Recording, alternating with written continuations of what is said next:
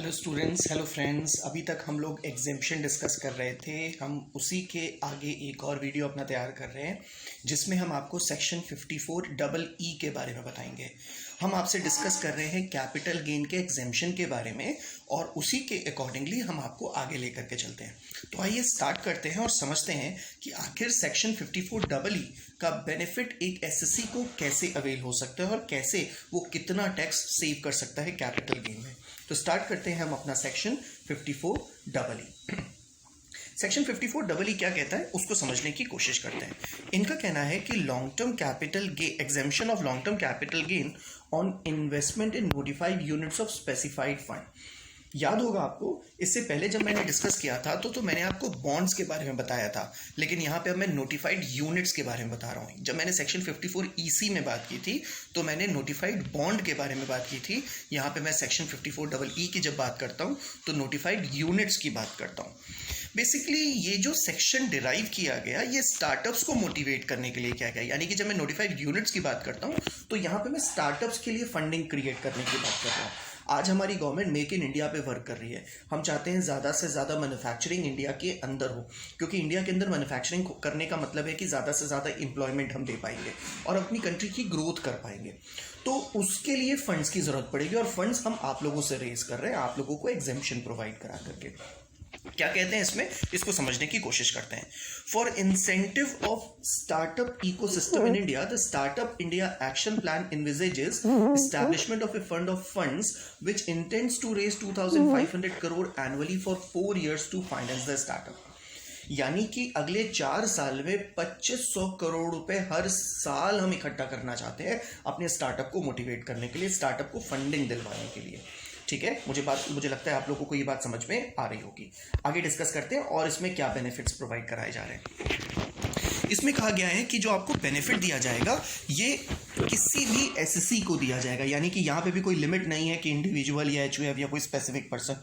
यहाँ पे सबको बोला जा रहा है कि सबको हम ये बेनिफिट देंगे, कोई एसएससी का बेनिफिट अवेल कर सकता है। इसके अलावा बात exemption of long term capital gain invested in units of specified fund.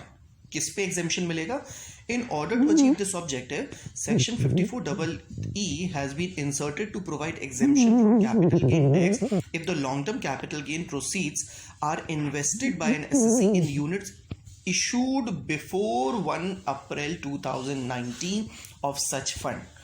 Government ने क्लैरिफाई कर दिया कि 1 अप्रैल 2019 से बिफोर, पहले जो यूनिट्स को हम लोगों ने ऑथराइज किया था उसमें अगर आप फंडिंग करते हो, उसमें अगर आप इन्वेस्टमेंट करते हो, तभी आपको इसका बेनिफिट मिल पाएगा। As may be notified by the central government in this behalf. तो यानी कि सेंट्रल गवर्नमेंट ने नोटिफाई किया होगा। The lower of the capital gain or the amount so invested would be exempt under section 54 double E.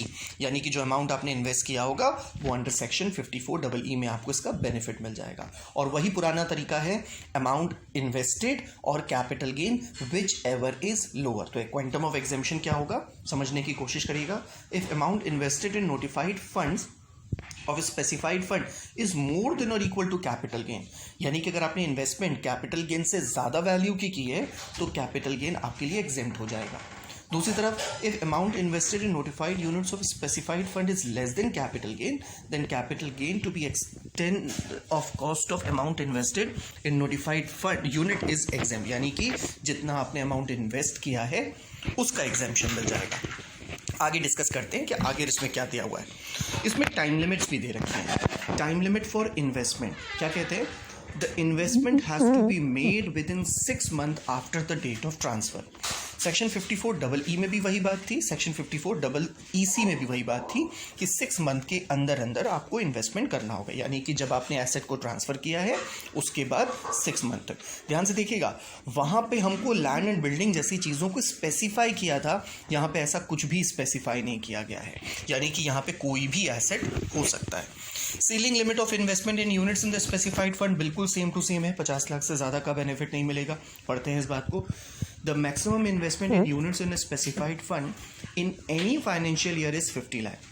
Further, the investment made by the SSC in the units of a specified fund out of capital gain arising from the transfer of one or more capital gain cannot exceed 50 lakh. यानी कि अगर आपने 2 या 2 से ज़्यादा sources से भी gain किया होगा तब भी आपको 50 लाख से ज़्यादा का बेनिफिट नहीं मिलेगा।